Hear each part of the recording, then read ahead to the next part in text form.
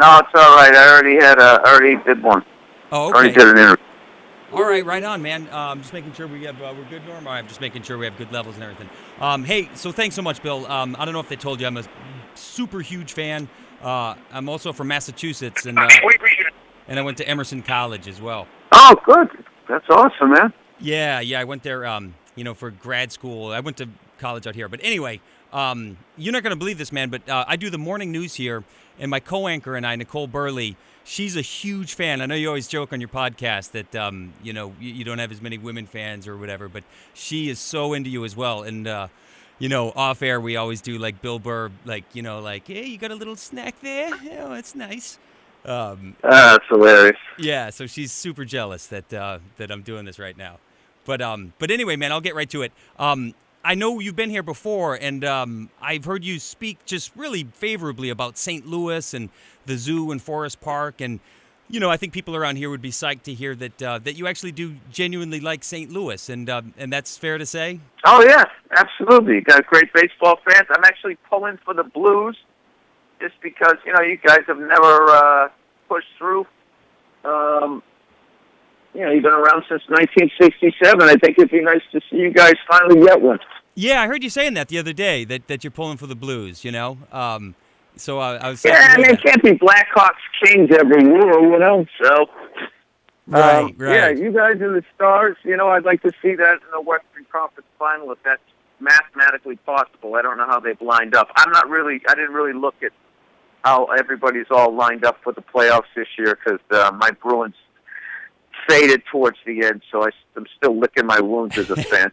Yeah, I heard that, man. And having grown up, I grew up like in the New Bedford area, like just off the Cape. Oh yeah. Yeah, so I always laugh, man, when you give it to Dan Shaughnessy for just being, such a doomsday, sort of person about everything. Oh, it's like the guys from New York or something. There's nothing he loves doing better than trying to get the local team to fire their coach that has won us a championship. Right. It's unbelievable. Exactly. Whatever, the man is books to sell. Exactly. Hey, Bill, I just want to make sure the levels are good because it's kind of low in my headphones. 1 second. All right, hey, Bill, sorry about that, man. And I also saw, obviously Cardinals fans here, they don't really care about Pablo Sandoval, but I do.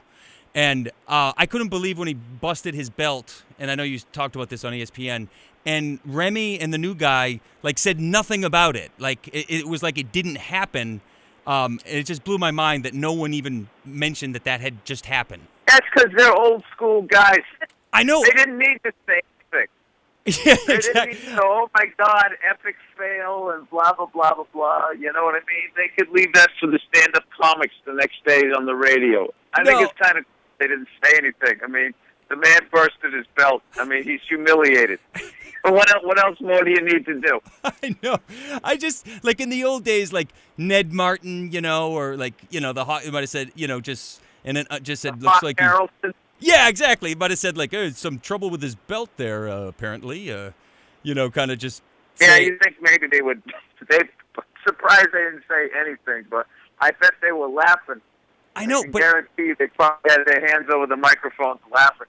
I'm sure, and I'm telling you, I think it's because the Red Sox and Warner and all those guys, they own NESN, they own the Globe. You know what I mean? This is a whole different rant, but it's almost like they're not allowed. I don't know. I mean, NESN's a small station. That's the Red Sox station. That's like the Yes Network with the Yankees. So I mean, I don't know that. Look, I think the guy got plenty of crap for it. I mean, just because the Red Sox don't talk about it or NESN doesn't. I mean, the other 4 million outlets and podcasts. I mean, I've been having fun talking about it. I didn't know the Red Sox owned the Globe. When did they buy the Globe? Well, it's weird. It's like a part ownership. It's kind of confusing. It's like the New York Times, how's this go? Owns the Globe, and Warner or John Henry, one of these guys, they have a minority stake. It's really confusing.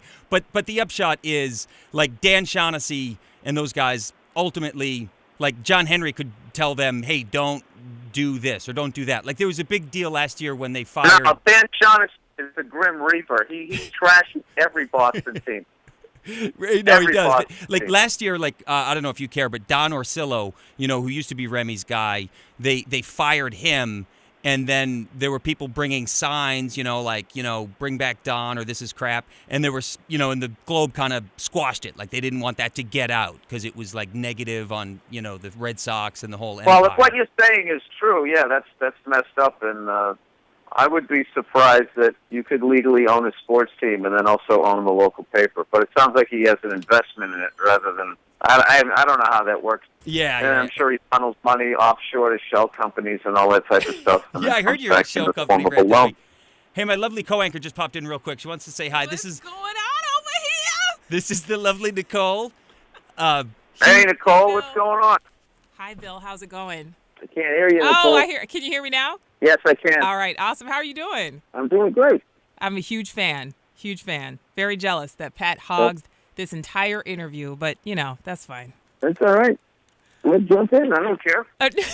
We only have one headset and two very large heads, so unfortunately, I don't think that's going to work. I am headed out on a shoot right now, but I just wanted to pop in and tell you hi. Huge fan. So thrilled that you're coming to St. Louis. And please make this interview as difficult as possible for Pat. Whatever you do. That's all I ask. All right. Oh, no worries. I'm flattered that you like me. I love you, Bill. All right. Here's Pat. Do you get a vibe for the Cards fans, like Cardinals fans, when you come to town? Like, what's your read on Cardinals and the Cardinals fans? Oh, no, I think they're some of the best in baseball. And I am actually envious that your local media doesn't jump on, you guys don't jump on your team. And your team's down, you support them. You don't go, blow the team up, fire everybody, and goes all negative like it does. I'm from the East Coast, so New York, Boston, Philly, like the media, it's like cannibalistic. They eat their own. The fans do it. I don't know who started it, if it was the fans and the media fed into it or vice versa, maybe a little bit of both. But I do like, it seems like it's a great place to play. And, the fans obviously know baseball. And I always, every time you guys are in it, I root for you guys, unless you're playing my Red Sox. But if you're playing anybody else, I root for you guys because someone's got to run down the Yankees, and you guys are in second place, so you got a ways to go. We all do, but you're right. What, you got 10 or 11? 11, yeah. There you go. The Yankees has what, 27? Yeah. And I won't play this part. So you're the only team legitimately in striking distance, and you're 16 behind. I mean, that's how great the Yankees are. I hate to say it. But. I know. By the way, I don't know if that's your cell number, but I texted you a pic of Nichole, just out of courtesy. The other question I wanted to ask you, Bill, you people are all the same. This might be a stupid question. You didn't get that from that line in the movie The Verdict, did you? No, I got it from a Burt Reynolds story. Oh, okay. Was that like a famous story? No, it was just of somebody I was doing a show with, and they tried to develop a show with Burt Reynolds. And he went in and sat down to pitch me, and everything was going great. And at one point, one of the industry people, I can't remember how it went, the industry person pictured something just really dumb. Oh, okay. All right. Okay, that all works, Bert, but what if you were like a plumber that was also a fairy or something stupid like that? Right. And then he just looked at everyone at the network and just said, you effing people are all the same. Oh, that is awesome. That is awesome. I'm glad I got an answer, because do you remember that Paul Newman movie, The Verdict? Yes. I don't know that I think I saw it like 30 years ago when it first came out, when we first got cable. Right. Yeah, it's a great movie. He's like a drunk, and he's a lawyer in Boston, and he's blowing people off. And there's this great scene, some old Boston guy who, this guy, Paul Newman's been ignoring him. He goes, you people are all the same. You're all the same. You say you'll call, and then you never do. And so I've been laboring all these years, all right, hoping that was where you got that. But so hey, how about this? I love the podcast. I listen to Monday and Thursday. Just checking in on you. Will you do that forever? Like if you really blow up and become an A-lister in movies, will you still do the podcast? Absolutely, and you still do stand-up because as they let you in, they're in the process of spitting you back out. So I mean, you can't. I look at myself like I have my own business with the podcast and doing stand-up and that type of thing. So there's no way I would ever want to, let that go. I've seen comics do that, and then, whatever show they have, it runs its course, and then they got to go back to doing stand-up, and you have to be in the clubs. You got to be in there. You got to be in the mix, because comedy changes the same way music does. And if you don't do it for 7, 8 years while you do a show and you come back, I mean, look at 7, 8 years in any business. In any part of the music business, you go from like disco to hair metal to grunge to those boy bands to hip hop taking over rock. All of that, so much of it. You get these DJs and all that stuff. So it just changes. And if you're going to be 7 years behind the time, and it's really hard to get caught back up. And then also you have to start all over again to try to get a following, because people are going to forget that you were a stand-up. So, you know how the residual checks work out here. If they pay you well the first time, right, and then the next couple of times, next thing you know, you get a check for $1.38. So right. That's how that game works. Yeah, does it freak you? Like, sometimes, I mean, I laugh my ass off, but like people, it seems like they really turn to you for advice on like fitness and financial stuff and depression. There are moments, when your podcast, sometimes, it almost gets kind of deep. Does that ever weigh on you, or do you ever think about that? Only the legal liability of it sometimes creeps in, where I'm like, do I have to legally say, hey, I'm just a comedian? Because I always say, what do I know, and blah blah blah blah blah. So yeah, at least I try to do it that way. There was one a couple years ago. I try not to take it that deep.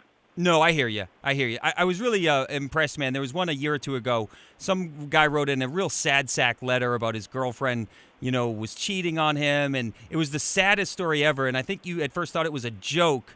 And then you realized that this was really his life. And you quickly pivoted and gave him like a real pep talk and told him all the things that he should do. And I don't know, I was really impressed with that. Occasionally, how you're able to do that with the people who write in. Yeah, every once in a while, I'm a decent human being. Hey, so I just got your photo. She doesn't have a big head. She's lovely. Yeah, she is amazing. I'm the luckiest guy I know. I sit next to her for 3 hours every morning. What's her name? Nichole Berlie. And no fooling me, I'm not just the same last name. No, it's Berlie, like Burley, but Oh, all right. Yeah, she's as big a fan as I am. Hey, I want to just ask you real quick. My high school buddies tricked me into doing open mic at Nick's Comedy Stop back in like 1989, and Larry Reppucci was the host. Does that name ring a bell? I just never know what happened to Larry Reppucci. He was a Boston comic. Yeah, I know Larry. Sure, great guy. I talked to him the other day. He lives out in Vegas now. You're kidding. Is he still working? Yes, he is. Wow, very cool. I didn't know that. All right, man. Well, you got to go. Am I robbing all your time here? You probably have other stuff to do. Yeah, no worries. Thank you for helping me promote my show out there in St. Louis. I'll see you guys down there, all right? Right on. All right, thanks a lot, Bill. All right, thank you. See ya. Bye-bye.